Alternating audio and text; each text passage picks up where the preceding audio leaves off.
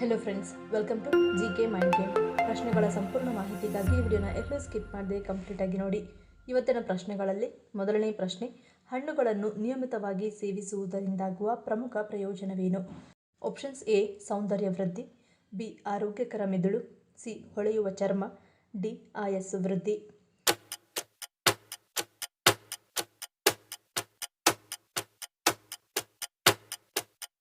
ಸರಿಯಾದ ಉತ್ತರ option B ಆರೋಗ್ಯಕರ ಮೆದುಳು. ಹಣ್ಣುಗಳನ್ನು ನಿಯಮಿತವಾಗಿ ಸೇವಿಸುವುದರಿಂದ ಸ್ಮರಣ ಶಕ್ತಿ ಮತ್ತು ಅರಿವಿನ ಕಾರ್ಯವನ್ನು ಸುಧಾರಿಸುವಲ್ಲಿ ಹೆಚ್ಚು ಪ್ರಯೋಜನಕಾರಿಯಾಗಿದೆ. ಈ ಪ್ರಯೋಜನವು ಹಣ್ಣುಗಳಲ್ಲಿರುವ ಉತ್ಕರ್ಷಣ ನಿರೋಧಕಗಳಿಂದ ಬರುತ್ತದೆ. ಇದು ಮೆದುಳನ್ನು ಆಕ್ಸಿಡೇಟಿವ್ ಒತ್ತಡದಿಂದ ರಕ್ಷಿಸುತ್ತದೆ. ಇದು ಮೆದುಳಿನ ವಯಸ್ಸಾಗುವಿಕೆ ಮತ್ತು ಸ್ಮರಣ ಶಕ್ತಿಯ ಕುಸಿತವನ್ನು ವೇಗಗೊಳಿಸುತ್ತದೆ. ಎರಡನೇ ಪ್ರಶ್ನೆ, ಸೋಂಕುಗಳ ವಿರುದ್ಧ ಹೋರಾಡುವ ಮೂಲಕ ದೇಹಕ್ಕೆ ರಕ್ಷಣೆ ನೀಡುವುದು ಯಾವುದು? ಆಪ್ಷನ್ಸ್ ಎ ಪ್ಲಾಸ್ಮಾ, ಬಿ ಕೆಂಪು ರಕ್ತ ಕಣ, ಸಿ ಹಿಮೋಗ್ಲೋಬಿನ್, ಡಿ ಬಿಳಿ ರಕ್ತ ಕಣ.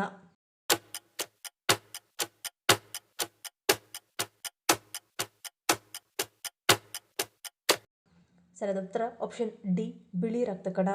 ಮನುಷ್ಯನ ದೇಹದಲ್ಲಿ ಸುಮಾರು 100 ಬಿಲಿಯನ್ ಬಿಳಿ ರಕ್ತ ಕಣಗಳು ಉತ್ಪಾದನೆಯಾಗುತ್ತವೆ.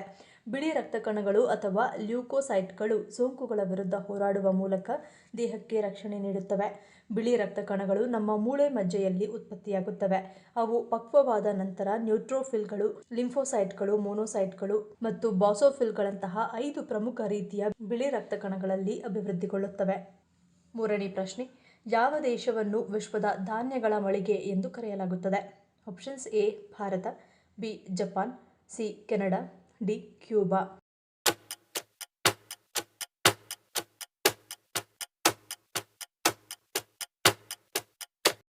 ಸರಿಯಾದ ಉತ್ತರ ಆಪ್ಷನ್ ಸಿ ಕೆನಡಾ. ಕೆನಡಾವು ಜಾಗತಿಕ ಧಾನ್ಯ ಬೆಳೆಗಳಲ್ಲಿ ಅಗಾಧ ಪಾಲನ್ನು ಉತ್ಪಾದಿಸುತ್ತದೆ ಮತ್ತು ರಫ್ತು ಮಾಡುವುದರಿಂದ ಅದನ್ನು ವಿಶ್ವದ ಧಾನ್ಯಗಳ ಕಾರ್ಖಾನೆ ಎಂದು ಕರೆಯಲಾಗುತ್ತದೆ. ದೇಶದ ಫಲವತ್ತಾದ ಭೂಮಿ ಮತ್ತು ಮುಂದುವರಿದ ಕೃಷಿ ವ್ಯವಸ್ಥೆಗಳು ಇದನ್ನು ಗೋಧಿ, ಬಾರ್ಲಿ, ಓಟ್ಸ್, ರೈ ಮತ್ತು ಕ್ಯಾನೋಲಾಗಳ ಅತಿದೊಡ್ಡ ರಫ್ತುದಾರರಲ್ಲಿ ಒಂದನ್ನಾಗಿ ಮಾಡುತ್ತದೆ. ಕೆನಡಾದ ಧಾನ್ಯಗಳು ಅವುಗಳ ಶುದ್ಧತೆ, ಪ್ರೋಟೀನ್ ಅಂಶ ಮತ್ತು ಸ್ಥಿರವಾದ ಗುಣಮಟ್ಟಕ್ಕಾಗಿ ಮೌಲ್ಯಯುತವಾಗಿವೆ. ನಾಲ್ಕನೇ ಪ್ರಶ್ನೆ, ಕರ್ನಾಟಕದ ಯಾವ ಪ್ರಮುಖ ನದಿಯ ನೀರು ಕುಡಿಯಲು ಯೋಗ್ಯವಲ್ಲ ಎನ್ನಲಾಗಿದೆ? Options A Kaveri, B Tungabhadra, C Netravati, D Krishna.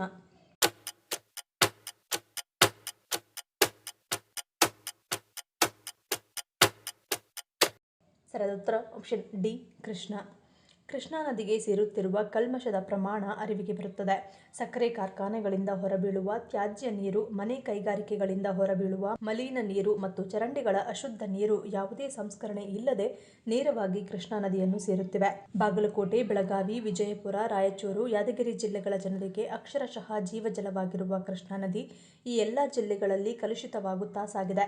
ಈ ಜನರ ಆರೋಗ್ಯದ ಮೇಲೆ ಗಂಭೀರ ಪರಿಣಾಮ ಬೀರುವ ಸಾಧ್ಯತೆ ಇದೆ ಎಂದು ಹೇಳಲಾಗುತ್ತಿದೆ. ಐದನೇ ಪ್ರಶ್ನೆ, ಮನಸ್ಥಿತಿಯನ್ನು ಸುಧಾರಿಸಿ ಸಕಾರಾತ್ಮಕತೆಯನ್ನು ಹೆಚ್ಚಿಸಲು ಮನೆಯಲ್ಲಿ ಯಾವ ಗಿಡವನ್ನು ಇಡಬೇಕು?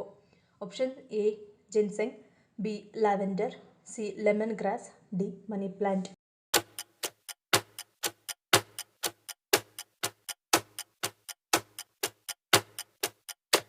ಸರಿಯಾದ ಉತ್ತರ ಆಪ್ಷನ್ ಎ ಮತ್ತು ಬಿ. ಜಿನ್ಸೆಂಗ್ ಸಾಂಪ್ರದಾಯಿಕವಾಗಿ ಚೀನಿ ಔಷಧದಲ್ಲಿ ಬಳಸಲಾಗುವ ಒಂದು ಗಿಡಮೂಲಿಕಾ ಸಸ್ಯವಾಗಿದೆ. ಇದು ನಮ್ಮ ದೇಹದಲ್ಲಿ ಶಕ್ತಿ ಮತ್ತು ಏಕಾಗ್ರತೆಯನ್ನು ಹೆಚ್ಚಿಸುತ್ತದೆ. ಇದು ಒತ್ತಡದ ಹಾರ್ಮೋನ್ ಕಾರ್ಟಿಸೋಲ್ ಅನ್ನು ನಿಯಂತ್ರಿಸುವ ಮೂಲಕ ಮನಸ್ಥಿತಿಯನ್ನು ಸುಧಾರಿಸಲು ಸಹಕಾರಿಯಾಗಿದೆ.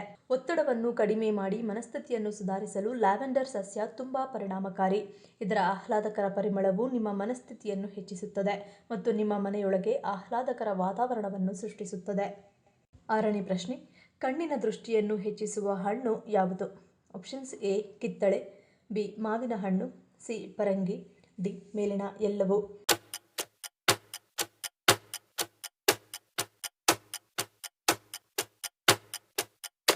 ಸರಿಯಾದ ಉತ್ತರ ಆಪ್ಷನ್ ಡಿ ಮೇಲಿನ ಎಲ್ಲವೂ.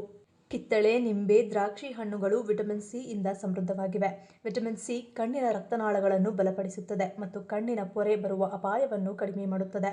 ಮಾವಿನಲ್ಲಿ ವಿಟಮಿನ್ ಎ ಯನ್ನು ಉತ್ಪಾದಿಸುವ ಬೀಟಾ ಕ್ಯಾರೋಟಿನ್ ಅಧಿಕವಾಗಿದೆ. ವಿಟಮಿನ್ ಎ ಕಣ್ಣಿನ ರೆಟಿನಾಕ್ಕೆ ಬಹಳ ಮುಖ್ಯ ಮತ್ತು ರಾತ್ರಿ ಕುರುಡುತನವನ್ನು ತಡೆಯಲು ಸಹಾಯ ಮಾಡುತ್ತದೆ.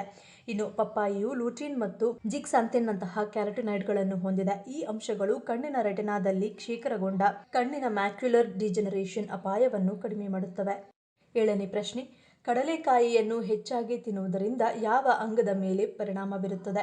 ಆಪ್ಷನ್ಸ್ ಎ ಹೃದಯ, ಬಿ ಹೊಟ್ಟೆ, ಸಿ ಯಕೃತ್, ಡಿ ಮೂತ್ರಪಿಂಡ.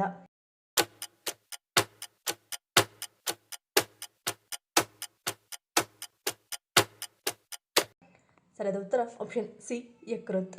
ಕಡಲೆಕಾಯಿಗಳು ಕ್ಯಾಲೋರಿ ದಟ್ಟವಾಗಿರುತ್ತವೆ ಮತ್ತು ಅತಿಯಾದ ಸೇವನೆಯು ತೂಕ ಹೆಚ್ಚಾಗಲು ಮತ್ತು ಯಕೃತ್ತಿನಲ್ಲಿ ಕೊಬ್ಬಿನ ಶೇಖರಣೆಗೆ ಕಾರಣವಾಗಬಹುದು. ವಿಶೇಷವಾಗಿ ಮೆಟಬಾಲಿಕ್ ಸಿಂಡ್ರೋಮ್ ಅಥವಾ ಕಳಪೆ ಆಹಾರ ಸಮತೋಲನ ಹೊಂದಿರುವ ವ್ಯಕ್ತಿಗಳಲ್ಲಿ. ಆದಾಗ್ಯೂ ಮಧ್ಯಮ ಕಡಲೆಕಾಯಿ ಸೇವನೆಯು ಸಾಮಾನ್ಯವಾಗಿ ಚಯಾಪಚಯ ಆರೋಗ್ಯವನ್ನು ಸುಧಾರಿಸುತ್ತದೆ.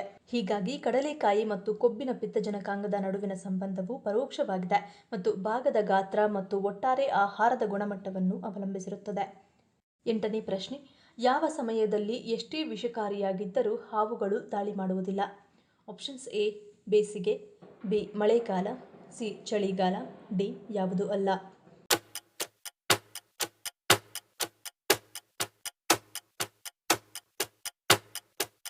ಸರಿಯಾದ ಉತ್ತರ ಆಪ್ಷನ್ ಸಿ ಚಳಿಗಾಲ. ಹಾವುಗಳು ಶೀತರಕ್ತ ಜೀವಿಗಳು. ಚಳಿಗಾಲದಲ್ಲಿ ತಾಪಮಾನ ಇಳಿದಾಗ ಅವುಗಳ ದೇಹದಲ್ಲಿನ ರಕ್ತದ ಚಲನೆ ನಿಧಾನವಾಗುತ್ತದೆ ಮತ್ತು ಅವುಗಳ ಚಯಾಪಚಯ ಕ್ರಿಯೆ ಕುಂಠಿತವಾಗುತ್ತದೆ. ಇದರ ಪರಿಣಾಮವಾಗಿ ಅವು ಚಲಿಸಲು ಅಥವಾ ಬೇಟೆ ಮಾಡಲು ಅಸಮರ್ಥವಾಗುತ್ತವೆ. ಹಾವುಗಳು ಹಸಿವಿನಿಂದ ಬಳಲಿದರೂ ತಿನ್ನಲು ಸಾಧ್ಯವಾಗುವುದಿಲ್ಲ. ಆದ್ದರಿಂದ ಅವು ಬೆಚ್ಚಗಿನ ಸ್ಥಳಗಳಲ್ಲಿ ಅಡಗಿ ನಿಶ್ಚಲವಾಗಿರುತ್ತವೆ. ಹೀಗಾಗಿ ಚಳಿಗಾಲದಲ್ಲಿ ಎಷ್ಟೇ ವಿಷಕಾರಿ ಹಾವುಗಳಿದ್ದರೂ ಅವು ಸಾಮಾನ್ಯವಾಗಿ ದಾಳಿ ಮಾಡುವುದಿಲ್ಲ. ಈ ಸಮಯದಲ್ಲಿ ಅವು ಕೇವಲ ತಮ್ಮ ದೇಹದ ತಾಪಮಾನವನ್ನು ಕಾಪಾಡಿಕೊಳ್ಳಲು ಮತ್ತು ಜೀವಿಸಲು ವಿಶ್ರಾಂತಿಯಾಗಿರುತ್ತವೆ. 9ನೇ ಪ್ರಶ್ನೆ.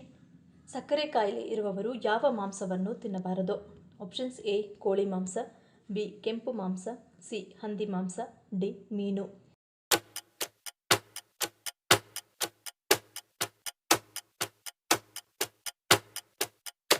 ಸರಿಯಾದ ಉತ್ತರ ಆಪ್ಷನ್ ಬಿ ಕೆಂಪು ಮಾಂಸ.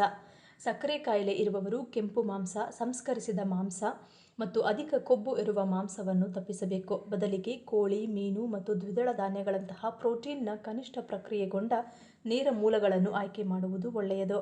ಬೇಕನ್, ಸಾಸೇಜ್ ಮತ್ತು ಜರ್ಕಿ ಮುಂತಾದ ಸಂಸ್ಕರಿಸಿದ ಮಾಂಸಗಳಲ್ಲಿ ಸೋಡಿಯಂ ಮತ್ತು ಸಂರಕ್ಷಕಗಳು ಹೆಚ್ಚು ಇರುವುದರಿಂದ ಇವುಗಳನ್ನು ಸೇವಿಸಬಾರದು.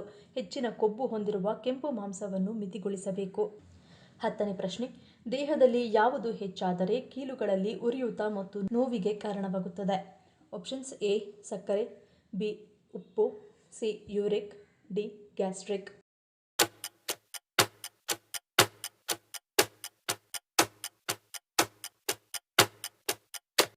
ಸರಿಯಾದ ಉತ್ತರ ಆಪ್ಷನ್ ಸಿ ಯೂರಿಕ್.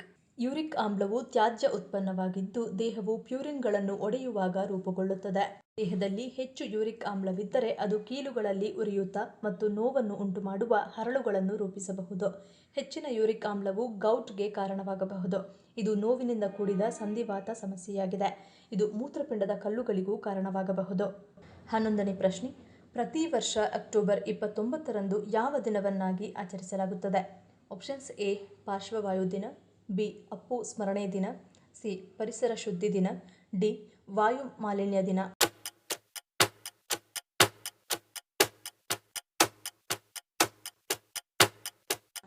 ಸರಿಯಾದ ಉತ್ತರ ಆಪ್ಷನ್ ಎ ಪಾರ್ಶ್ವವಾಯು ದಿನ. ಪ್ರತಿ ವರ್ಷ ಅಕ್ಟೋಬರ್ 29ರಂದು ವಿಶ್ವ ಪಾರ್ಶ್ವವಾಯು ದಿನವನ್ನು ಆಚರಿಸಲಾಗುತ್ತದೆ. ಈ ದಿನವನ್ನು ಪಾರ್ಶ್ವವಾಯುವಿನ ಕಾಯಿಲೆಯ ಬಗ್ಗೆ ಜಾಗೃತಿ ಮೂಡಿಸಲು ಹಾಗೂ ಈ ಆರೋಗ್ಯ ಸಮಸ್ಯೆ ಬರದಂತೆ ತಡೆಗಟ್ಟಲು ಈ ಕಾಯಿಲೆಯ ಬಗ್ಗೆ ಇರುವ ಚಿಕಿತ್ಸೆ ಮತ್ತು ಲಕ್ಷಣಗಳ ಬಗ್ಗೆ ಜಾಗೃತಿ ಮೂಡಿಸುವ ಸಲುವಾಗಿ ಈ ದಿನವನ್ನು ಆಚರಿಸಲಾಗುತ್ತದೆ.